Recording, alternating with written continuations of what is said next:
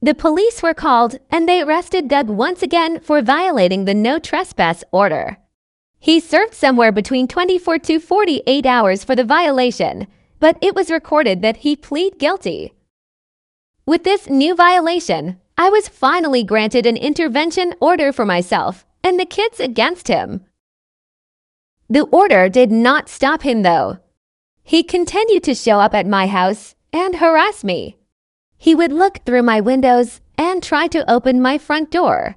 He was arrested multiple times and always let out before 48 hours. I ended up having to move and go into hiding, which was when he decided to take me to court and try to take full custody of our daughter. He believed that he would win against me because I had not facilitated visits between him and the baby.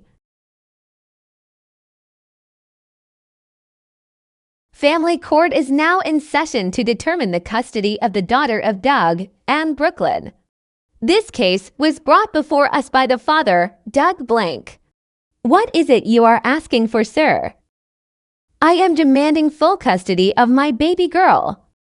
On what grounds are you demanding full custody? I have been denied access to my daughter since she came home from the hospital. I have not received a single photo or update. Anytime I try to come see her, I end up being arrested due to Brooklyn's false allegations of abductory.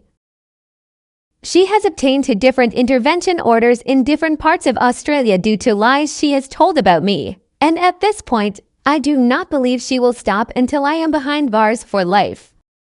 I want full custody of my daughter. She can have visits, but she has proven that she will lie to keep her away from. I see that in the past 2 months, you have been arrested on violations of the intervention order 9 times. Is this correct? Yes, I was arrested 9 times for trying to simply see my child. All I want is a relationship with my baby girl, and I am being robbed of her newborn weeks. Ma'am, can you explain why you have obtained intervention orders against the father? Yes, Your Honor. I obtained the original intervention order when I was pregnant. Mr. Blank physically assaulted me when I told him about the pregnancy and threatened me if I did not get an AB0 RTION. He was arrested for this as well.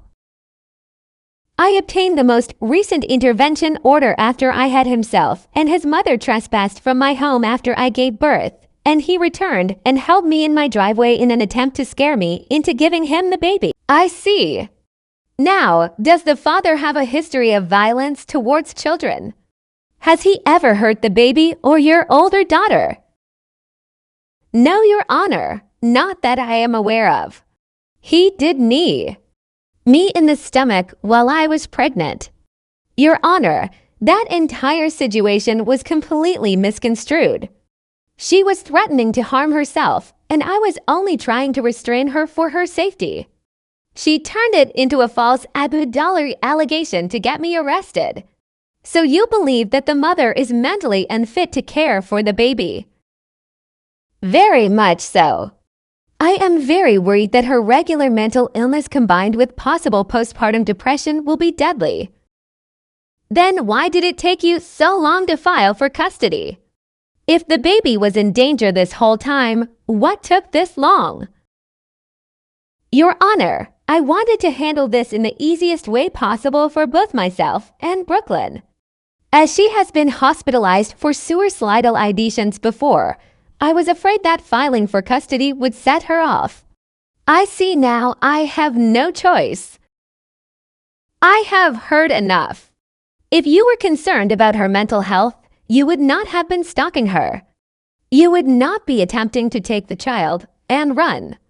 You can puke have handled this is the most efficient way possible. Sir, you don't understand. I have been doing my best after false allegations get my child into a safe home.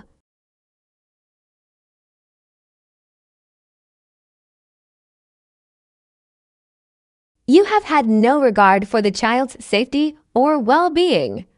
I am not dumb, sir. I see people like you come through my courtroom every day. I do not need to hear anything more. I have reviewed the paperwork and evidence submitted. I am awarding the mother with sole physical custody of the child. The father will have no visitation. Sir, you can't do this. I have never hurt my child, and I do not plan to give that opportunity without a clear change in your actions.